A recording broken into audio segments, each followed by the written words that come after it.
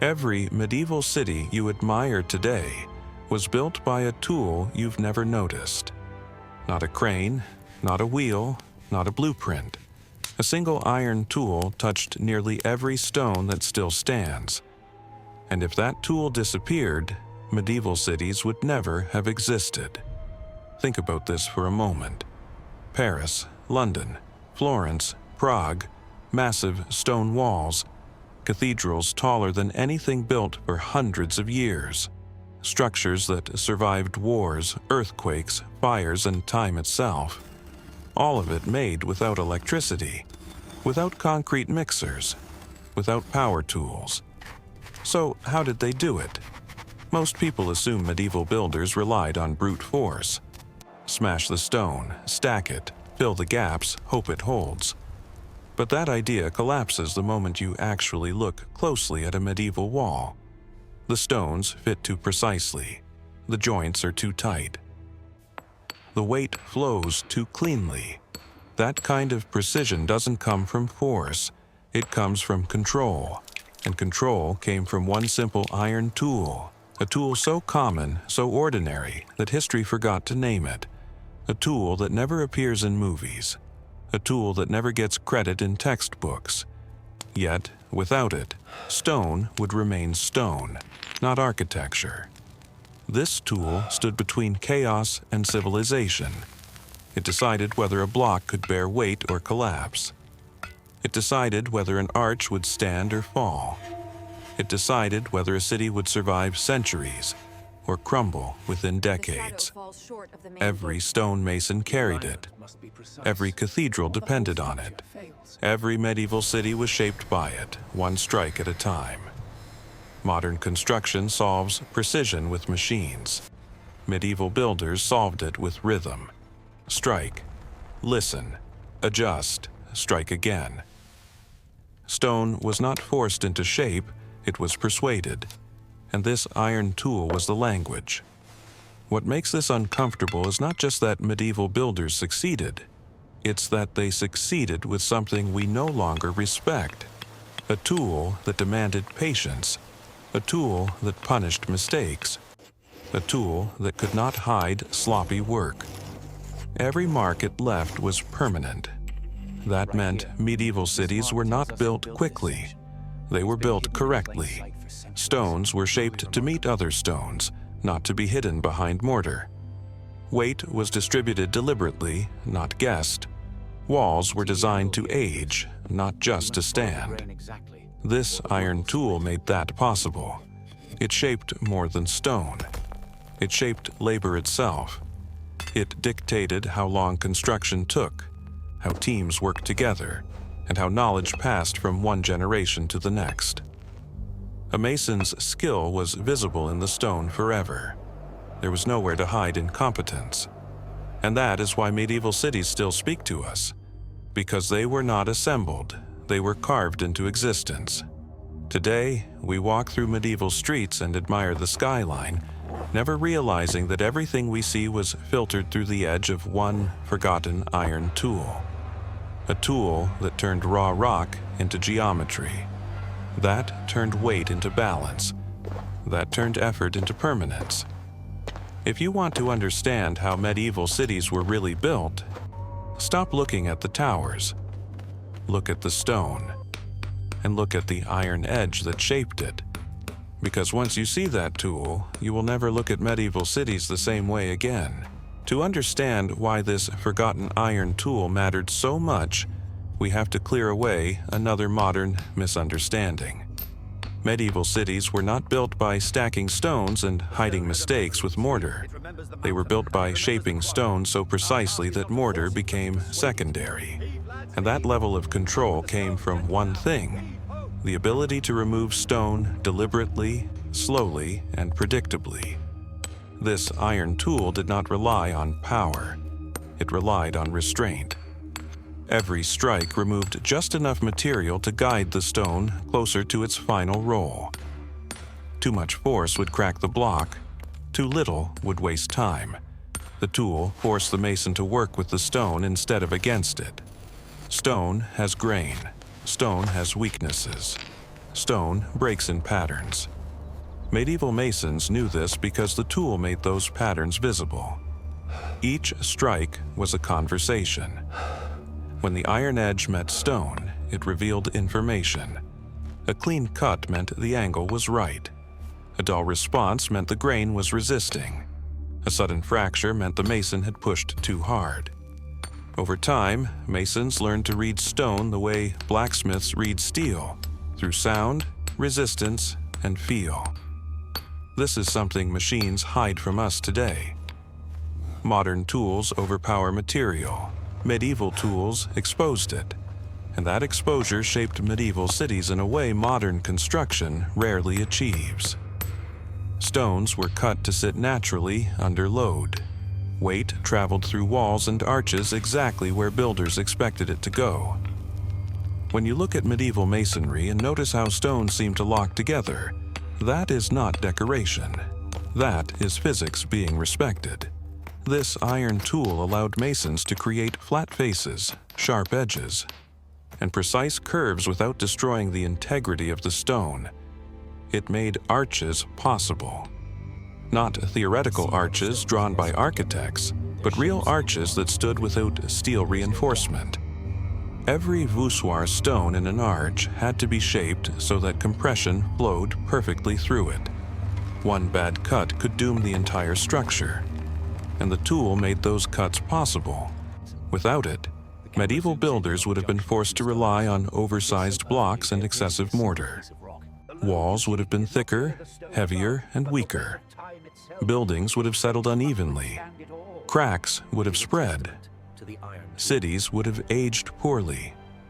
Instead, medieval cities became lighter, taller, and more stable over time. This tool also determined where cities could be built. Not all stone is equal. Some stone is hard, some is brittle, some fractures cleanly. Others crumble. With crude tools, builders are limited to the softest materials. With this iron tool, medieval masons could exploit a wider range of local stone. Cities grew where stone could be shaped, not just where it could be found. That changed everything. Quarries became extensions of cities. Knowledge of stone became local knowledge. A mason trained in one region could recognize the behavior of stone in another by testing it with a few careful strikes. The tool became a universal translator between human intention and geological reality. And because the tool wore down quickly, it had to be reforged constantly. That meant blacksmiths and masons worked together in a continuous loop. Feedback traveled fast. If a chisel failed, it was adjusted. If it chipped, the steel was softened. If it deformed, it was reshaped. The tool evolved alongside the city. This is another reason medieval cities lasted. Their tools were not static, they adapted. Every worn edge reflected hours of learning. Every reshaped tip carried knowledge from previous mistakes. Nothing was disposable, iron was valuable. Skill was priceless. Modern construction separates design, tooling, and labor.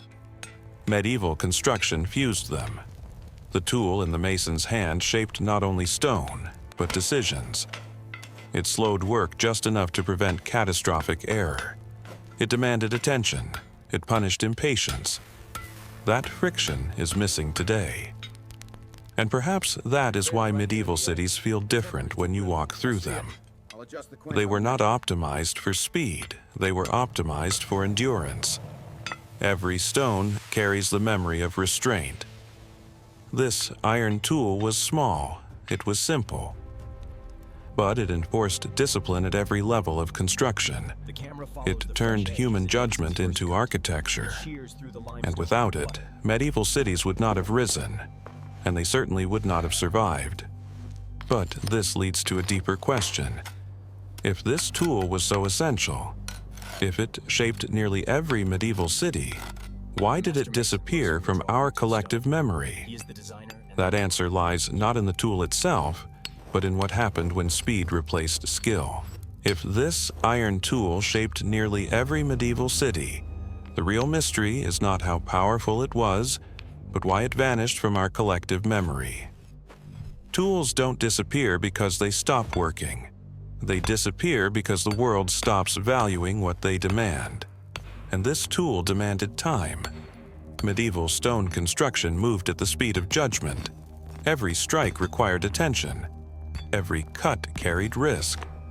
Progress was measured not by how fast walls rose, but by how well weight would behave decades later. That pace made cities durable, but it also made them slow. Then, everything changed. As societies grew larger and demands increased, speed began to matter more than precision.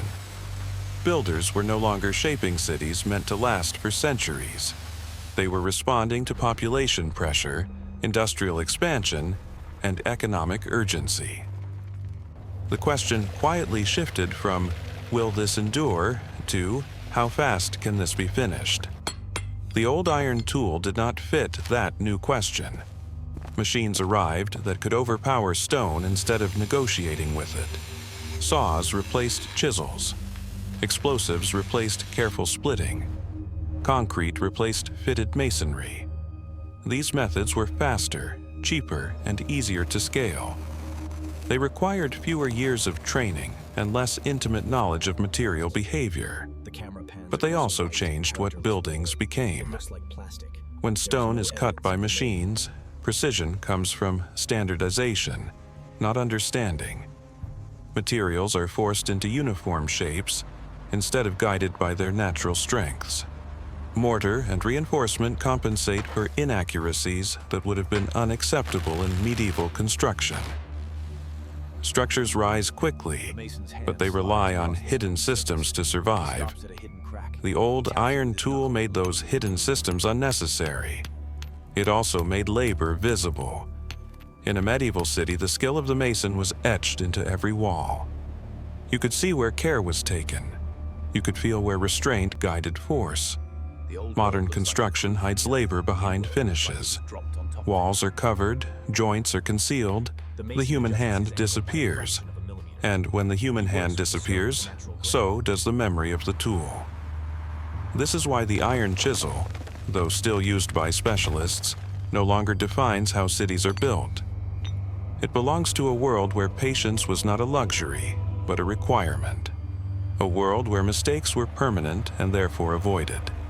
A world where tools enforced discipline instead of bypassing it.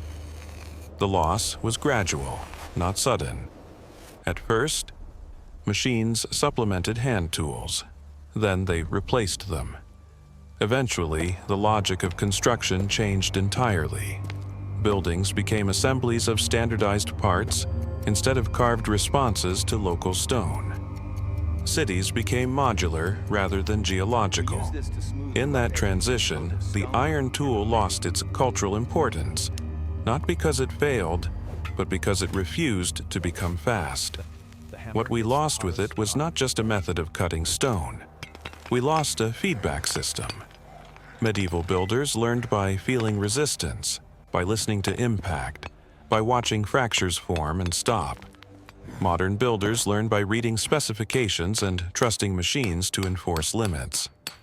Both systems work, but they produce very different results. Medieval cities feel grounded because they are literally shaped by the ground they stand on. Their stones were cut to match each other, not to meet a universal standard. The iron tool made that possible by forcing builders to adapt to material reality instead of overriding it. When that tool faded into the background, cities became lighter, faster, and more fragile. Maintenance replaced endurance. Repair cycles shortened. Materials became cheaper because they no longer had to last as long. And slowly, the idea that a city could be built to outlive its builders began to feel unrealistic. That is why this tool feels forgotten today. It represents a philosophy modern construction no longer rewards. A philosophy that values restraint over speed, understanding over force, and permanence over efficiency. Yet the evidence of its success still surrounds us. Every medieval city that stands today is a silent argument against the idea that faster is better. Every tight stone joint mocks the assumption that machines always improve outcomes. Every wall that has survived fire, war, and centuries reminds us that skill once mattered more than scale. The iron tool did not disappear because it was obsolete. It disappeared because it was inconvenient. And that may be the most uncomfortable truth of all. Because if medieval cities were built by slowing down, paying attention and accepting limits, then their endurance is not a mystery at all. It is a choice. And in the next part, we'll look at how this single iron tool shaped not just buildings, but the people, professions, and entire construction culture that grew around it. This forgotten iron tool did more than shape medieval cities. It shaped the people who built them. When construction depends on speed, workers are interchangeable. When construction depends on judgment, skill becomes everything. Medieval building belonged to the Second World. The iron tool in a mason's hand was not just an instrument of work, it was a test of character. You could not rush it, you could not fake it, and you could not hide your mistakes. Every strike revealed who you were as a craftsman. That is why medieval masons were not trained quickly. Apprentices spent years doing the simplest tasks, holding tools, clearing stone, watching masters work. They learned to listen before they learned to strike. Because with this tool, one careless blow could ruin weeks of labor. Stone remembers errors forever. Skill was visible. Permanently. This created a construction culture unlike anything we know today. Medieval cities were not built by anonymous labor forces. They were built by identifiable hands. A trained eye can still recognize different masons' styles in cathedral walls. Subtle variations in cut angles, joint tightness, and surface finish. The tool recorded the builder's judgment in stone. That visibility created accountability. If a wall cracked decades later, people knew who built it. If an arch failed, the failure had a name attached to it. Reputation mattered because structures outlived their makers. A mason did not build for inspection next week. He built for scrutiny generations later. The iron tool enforced that mindset. It also structured medieval society. Because this tool required skill, knowledge became valuable. Guilds formed not to restrict progress, but to protect standards. Techniques were passed carefully. Secrets were guarded, not out of greed, but out of survival. Poor work endangered lives. Cities depended on this. Cathedrals were not just religious projects. They were economic and social ecosystems. Hundreds of workers coordinated their labor around the pace this tool demanded. Stonecutters, blacksmiths, quarrymen, and builders formed tight feedback loops. If stone behaved poorly, the tool was adjusted. If the tool failed, the steel was changed. Nothing was isolated. Modern construction fragments responsibility. Medieval construction concentrated it. And because the iron tool slowed work, it forced planning. Stones were selected before cutting. Weight paths were considered before walls rose. Builders thought in decades because correcting mistakes later was nearly impossible. The tool did not allow improvisation after the fact. It demanded foresight. This is why medieval cities feel intentional. Streets follow terrain. Walls respect load. Buildings adapt to landscape rather than erase it. The iron tool made it easier to cooperate with reality than to fight it. And that cooperation shaped urban life itself. Cities grew organically, responding to stone availability, labor skill, and structural limits. The tool also created hierarchy based on competence, not speed. The most respected builders were not the fastest, but the most reliable. Their work endured. Their judgment could be trusted. In a world without engineering software, trust was infrastructure. Contrast this with modern building culture. Today, speed is rewarded. Errors are hidden behind finishes. Responsibility is diluted across contractors, subcontractors, and suppliers. When buildings fail, blame is distributed and often forgotten. Medieval cities could not afford that luxury. The iron tool forced responsibility to stay close to the hand that wielded it. That pressure created builders who thought carefully, worked slowly, and respected limits. And those habits, repeated across centuries, shaped cities that still function today. This is why the tool mattered beyond construction. It shaped values, patience, precision, restraint, long-term thinking. Medieval cities were physical expressions of those values, carved directly into stone. When the tool disappeared, something else disappeared with it. Not stone cutting, that still exists. Not iron tools, they're still made. What vanished was a system where tools enforced wisdom instead of bypassing it. And that brings us to the final question. If this tool helped build cities that outlasted empires, why did we choose to abandon the mindset it required? The answer has less to do with technology and more to do with what we decided cities were for. There is a strange illusion in the modern world. We believe our cities are permanent because they look solid when they are new. Smooth surfaces, sharp edges, perfect lines. Everything appears controlled. But permanence is not proven in the first decade. It is proven in the 5th century. Medieval builders understood this instinctively. The iron tool that shaped their cities forced them to think beyond completion. A wall was not finished when it stood upright. It was finished when it could survive weather, settlement, vibration, and neglect. That is why medieval masonry was designed to age visibly rather than fail invisibly. Stone walls were allowed to breathe.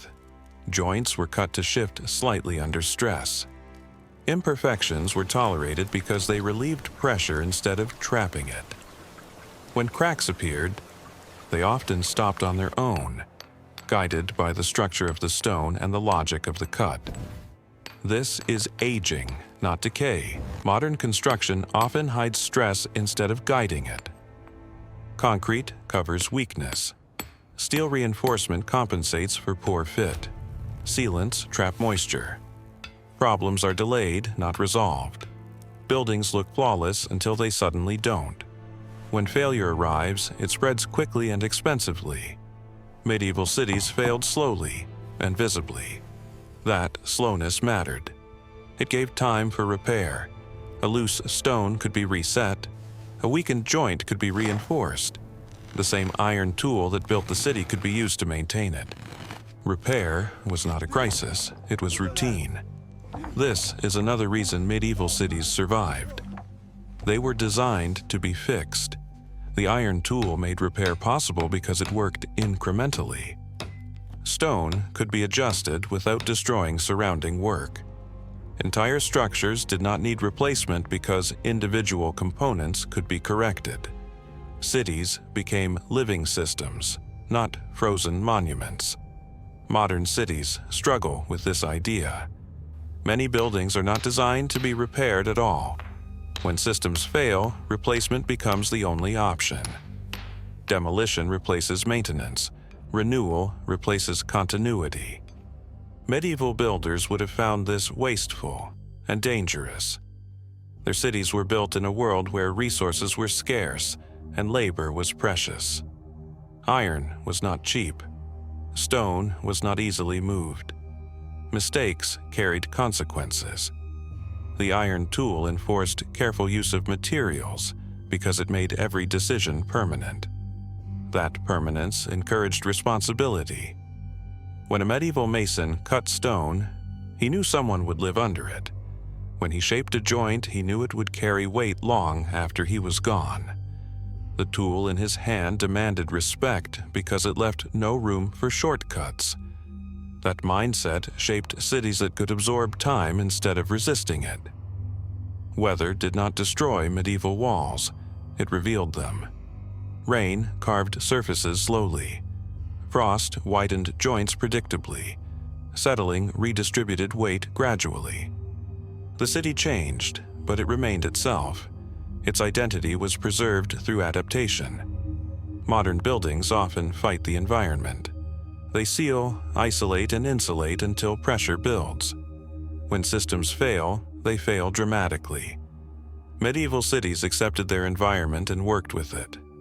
And the iron tool made that cooperation possible. It forced builders to acknowledge limits.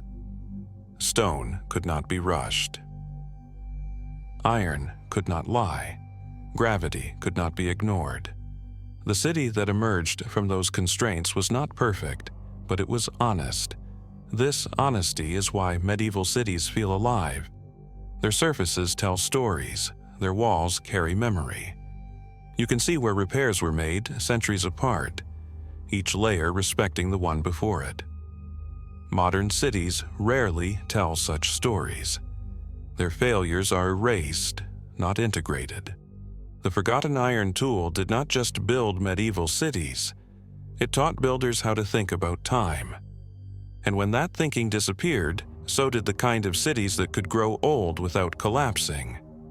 In the final part, we will confront the most uncomfortable truth of all, that this tool was not lost because it failed, but because modern society no longer wanted what it demanded.